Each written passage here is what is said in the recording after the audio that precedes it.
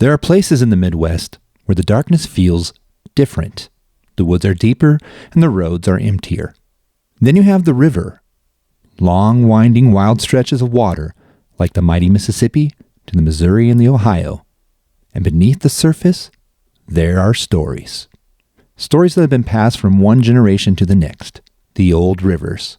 The ones that have carried boats, bodies, secrets, and the legends for centuries.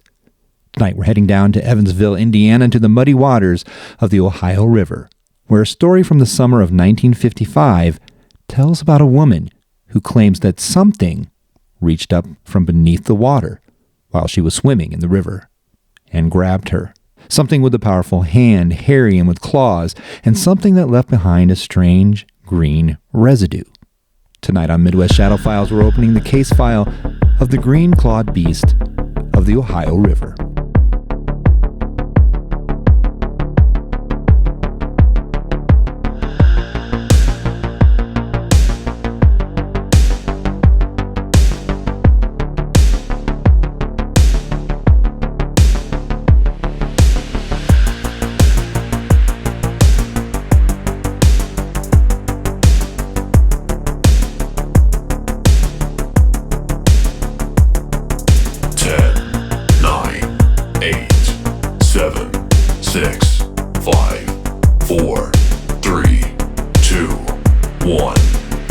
Hello and welcome back to Midwest Shadow Files. I'm Dan, your host, and your Midwest Shadow Files storyteller. There are plenty of stories we get into with the files, and certainly some are stranger than others. And when the story of the monster that lurked beneath the waters of the Ohio came to light, it was a story that certainly needed to be opened. One half monster, one half alien, and plenty of mystery to go along with it. Our story starts tonight in Evansville, Indiana, which sits along the broad bend of the Ohio River. For generations, the river has been central to the city's identity. It's beautiful from a distance, but get close enough and the Ohio can feel enormous. The water is dark and the current is unpredictable. And beneath the surface, visibility can disappear almost immediately. In August of 1955, the heat was almost unbearable and people looked for ways to escape the summer heat. And one of those places was the river. On August 21st, 1955, a woman named Naomi Johnson reportedly went swimming near Evansville with her 3 children and her friend, Louise Lamble. Lamble wasn't a strong enough swimmer, so she used a large black inner tube. But Johnson, on the other hand, was a great swimmer and comfortable in the water. According to the late retellings, the women weren't far from shore, around 15 feet. Nothing about the day seemed strange or unusual until Johnson felt something touch her leg. At first she thought it could have been anything, a fish, a branch, something floating beneath the surface. Then she felt a hand, and it wasn't a human hand. At least that's how Johnson described it, a large hairy hand with claws. The thing reportedly grabbed her around the knee and pulled. Suddenly, Johnson was dragged underwater. She fought, kicked, screamed, and somehow, through her struggle, she broke free. She surfaced, gasping for air, but the encounter wasn't over. According to the story, the creature grabbed her again, and once again, pulled her beneath the water. Now, I don't know about you, but anything grabbing me suddenly, and especially underwater, is a major freakout for me. I think about episodes of Jaws and being attacked by something completely unseen, and it sends me in a near panic. Imagine for a moment, you're in the middle of a river. You can't see more than a few inches beneath you, and something has wrapped its hairy hand around your leg. And of course, you don't know what it is. You don't know where it came from, and you don't know if it's going to let you go. Eventually, Johnson managed to get out of the water, and that's where the story becomes even stranger. Reports say that she had scratches or claw-like marks on her body. There was also a greenish discoloration or residue, and according to later versions of the story, the marks mysteriously disappeared within a day. Now, this is where we need to slow down because the story has been repeated for decades, and every time a story gets retold, details can change. And that's the whole thing about lore. Some modern accounts give slightly different names, some describe the creature differently, some add details, that aren't even part of the earliest versions. And that doesn't necessarily mean that the original incident never happened. It just means we have to separate the original claim from the mythology that grew around it. Here's what we can say: that the green-clawed beast became associated with a reported 1955 encounter involving a woman swimming in the Ohio River near Evansville. But we have no idea what it was. And that's where the mystery begins. It didn't take long, and soon the story reached the newspapers. And suddenly, the river became a place of possibilities. People began wondering what could have grabbed her. Could it have been an enormous catfish? Maybe it was a snapping turtle. One obvious guess was a submerged branch. And green residue? Possibly from algae. Or was there something living beneath the surface that nobody had identified? That's the point where a strange encounter becomes a legend and eventually a name appears: the green-clawed beast. And just when things couldn't get any stranger, you have another report a few miles south across the river in Kentucky of another encounter. Could it have been the green-clawed beast of the Ohio River? Right after this.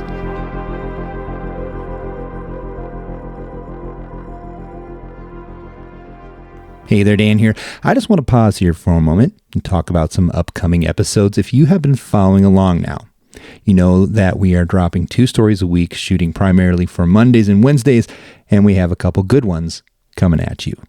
Of course, we feel that every paranormal story is a good one in the Midwest, but these 2 have some history behind it. The first one takes us back up into Michigan and surrounds itself with the story of 2 classic tales, witches and wolves. And in this story, we get to combine the 2 and look at witchy wolves. It's a fascinating story that dates back a couple hundred years, but has a little connection to skinwalkers. Or at least I feel it does. We'll dive into that on Monday. And then we have one on Wednesday. We travel back to the wonderful and crazy city of Chicago, Illinois, and wind the clock back to the year 1915 and tell the story of the SS Eastland disaster on the Chicago River. The tragedy was one of the worst in the city, where a boat taking an afternoon trip to Michigan City rolled over from being overweight, killing 844 passengers and crew. Not only that, but years later, the area around this part of the Chicago River along the Riverwalk and several of its buildings are known to be haunted and possibly connected to the Eastland tragedy. We'll tell the story, we'll ask the questions, and we hope you follow along. But for now, let's get back to today's episode and the rest of the story.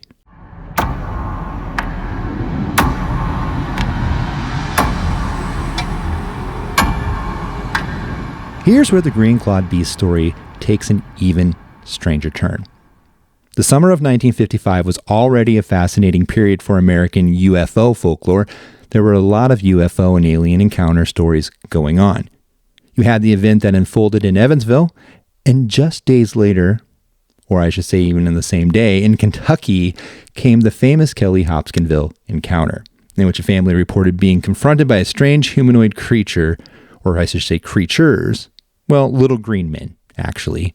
We'll cover the story in more detail on Wednesday, but the 2 stories have a connection because they happen, again, in the same general region. And like any solid UFO or alien conspiracy, you typically get the government involved. Or at least we think they are the government, unless they are tied to Keeler's Men in Black theory with the Mothman. Someone supposedly part of the government, or maybe something else entirely. Some versions of the green-clawed beast story introduce an alleged military or Air Force connection. According to the story, an Air Force colonel supposedly came and interviewed Johnson, and after the meeting, warned Johnson not to discuss what had happened. And this is where the story moves from cryptid legend into conspiracy territory. Was the military investigating something? Was there a UFO connection? Was the creature supposedly some kind of alien?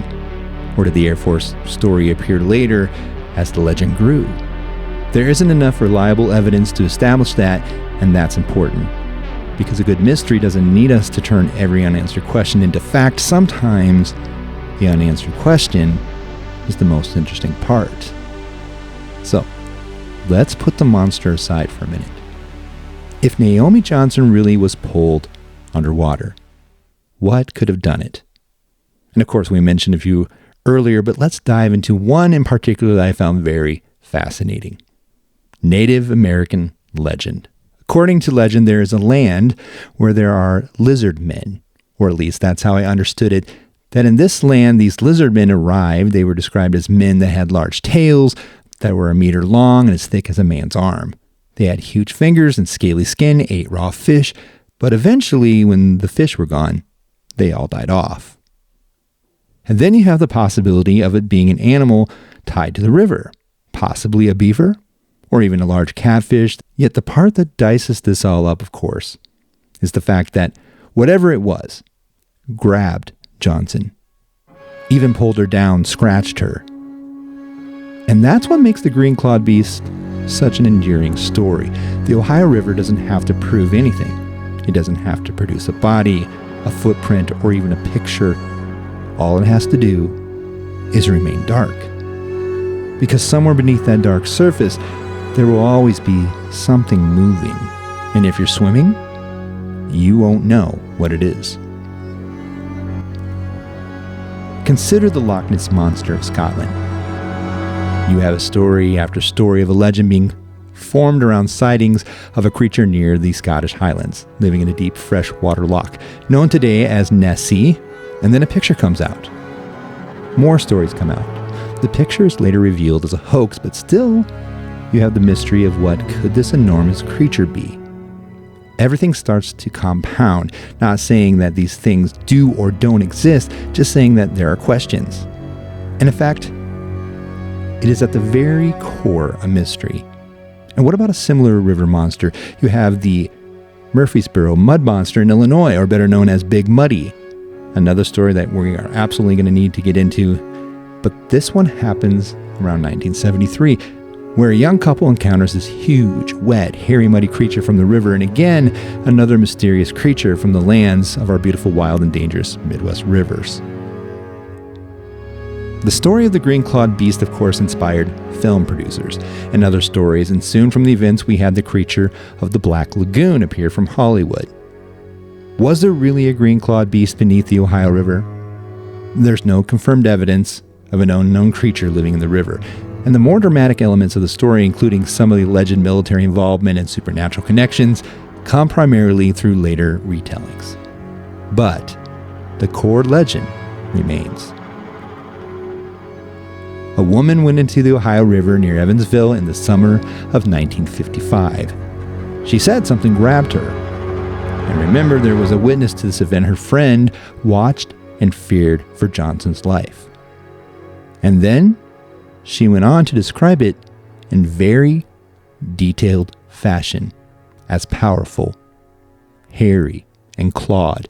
She was even injured from the event with claw marks and a swelling, and it was a big enough event that she went on to report it, interviewed, and according to her account, would never swim in the Ohio again, and was thankful that it wasn't her son. Mysterious indeed. And for generations afterward, people have wondered what was really beneath the water that day. So the next time you go fishing, or even take a swim in a Midwest river, remember the story of the green-clawed beast of the Ohio. Because it's not a question of whether you believe or not, it's what if it really does exist. This episode was written, recorded, and produced by me, myself, and I am Dan, your host and Midwest Shadow Files storyteller. And this is Midwest Shadow Files.